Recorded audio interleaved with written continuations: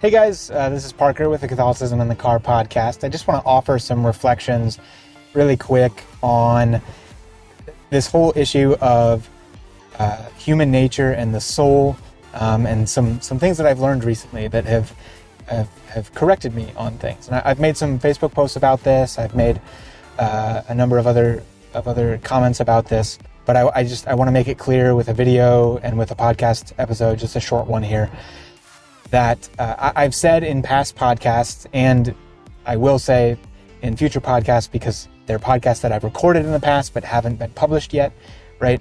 I've recorded 120 podcasts, and I've only published 42 of them, I think. So the next number, I'm going to be making this sort of an error. So I want you to be able to keep an eye out for it. Wow. I almost ran into a blue herring. It was just sitting in the middle of the road, just staring at me, and I stopped, or slowed down at least, and it just stared at me, and then it finally flew away. That was weird.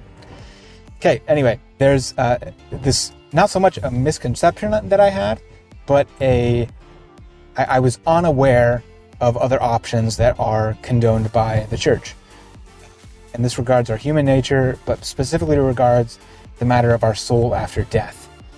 And I have taken the view, and I still take this view, that the soul being the form of the body, as is proclaimed to us by the Council of Trent, as is defined for us by the Council of Vienne, not the Council of Trent, the Council of Vienne in 1311 AD, they defined that the soul is the form of the body.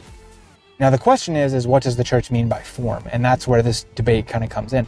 I've taken the idea, the more Aristotelian idea, that the form of the body would mean that our souls after death, it would mean that our person no longer exists until the bodily resurrection, and then our person would exist again. Now in theology and philosophy, this is called the corruptionist view, that after our death, our person doesn't exist during that sort of interim period between the point of our death and the bodily resurrection at the end of time. Our soul would still exist, right? And I would argue that's because of a miracle of God, not because of anything natural per se in the soul. Now that particular facet of my belief is something that I haven't gotten clarification on yet as to whether that's allowed or not.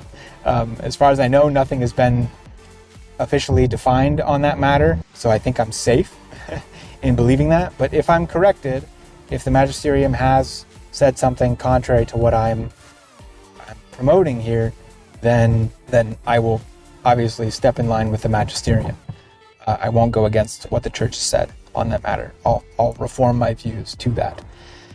So anyway, that's kind of the corruptionist view. And then there's also what's called, gosh, now I'm blanking on it, the survivalist view, which says that the human person does continue on even after the soul and the body have been separated. So the human person survives during that interim period.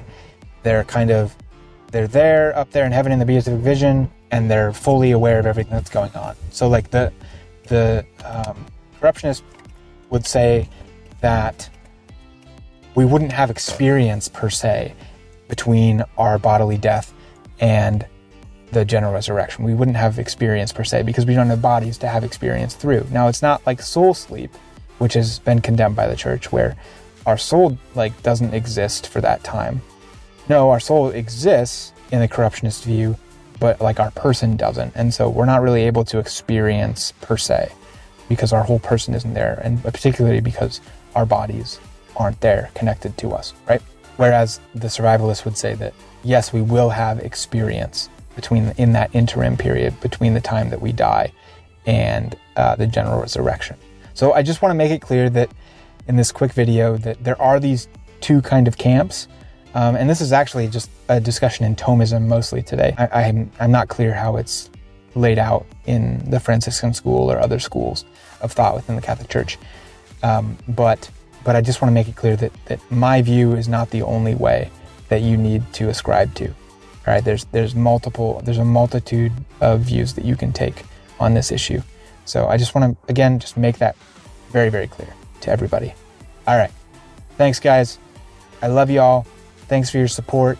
Feel free to support me on Patreon. Also, you can go on anchor.fm, click on the support button, support me there. Support me by your prayers.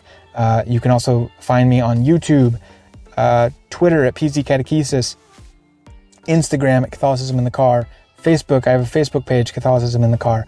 So feel free to look all those things up. Like, comment, subscribe, whatever's applicable. Love you guys. Have a good day.